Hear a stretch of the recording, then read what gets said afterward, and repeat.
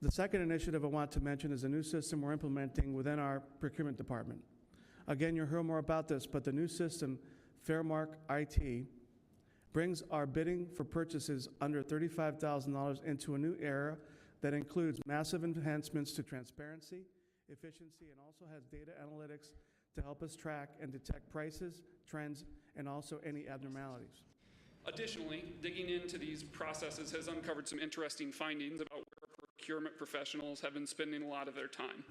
Everyone has heard of the 80-20 rule, but what we found was a little more drastic. We produce somewhere on the order of 15,000 purchase orders each year, but 96% of these POs account for less than 2% of our total spend. That means that we're spending an inordinate amount of time on relatively small purchases. Further operational analysis points to some of the root causes. Our current procurement policies states that purchases under $3,500 only require the buyer to solicit one quote. When purchases greater than $3,500 but less than $50 require 2 quotes before the buyer can award these bids to the lowest bidder. But this is an extremely manual process. And if you can imagine how this was completed before computers, it would be picking up the yellow pages, calling vendors, waiting for a quote, and then awarding to the lowest bidder. If that exact request comes in the next day, the buyer would then have to go to a file cabinet, find what we paid for the product the last time, and then start the process over. While our process is slightly better from this, we certainly haven't modernized the process. Until last week, these quotes were not electronically stored or easily retrievable, and because we didn't have an easy way to categorize what was being purchased, even the winning bids were not easily accessible from one buyer to the next. So this is a slow, burdensome, and archaic way of conducting business. Additionally, it creates barriers to new vendors entering the market and provides an advantage to those who have already done business with the T. For this reason, we've piloted an e-bidding platform that addresses these challenges.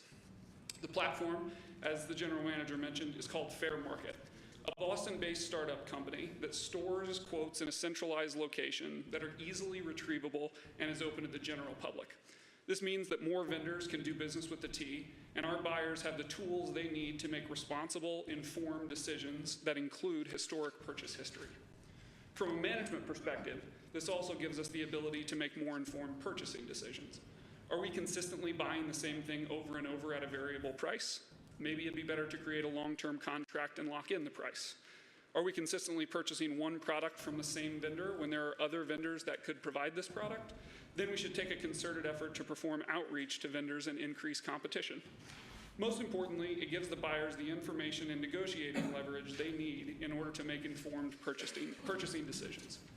We've just completed our pilot phase of this project and are in the process of conducting a more thorough spend analysis. But initial estimates suggest that there's a 15% increase in efficiency, and we've learned that the prices for the exact same product vary by almost 30%. We'll be looking into this over time, but for now, the site is live, and we'd encourage all of our vendors, new and old, to go to mbta.fairmarkit.com and start bidding. Questions for Nick?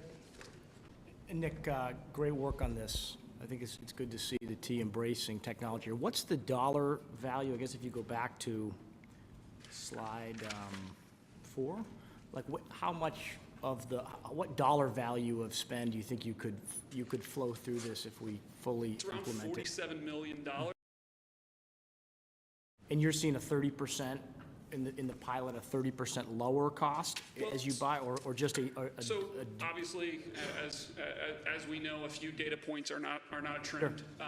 But there is a price variance of 30% for prices over time. So we know that over the last 3 years, we've paid 30% different price for the exact same product. Mm-hmm. Some of that could be market forces, some of that could be very well explainable, but the idea here is that increasing competition should lead to lower prices.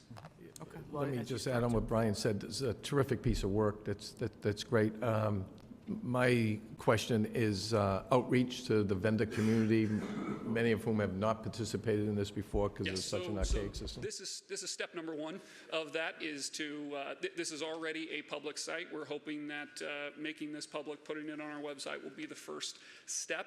We're working with people like ODCR and going back through some of our electronic records to reach out to vendors. Unfortunately, we don't have great electronic records on who our vendors are to be able to send them an email. It would require something like a mass mailing, but we're getting there.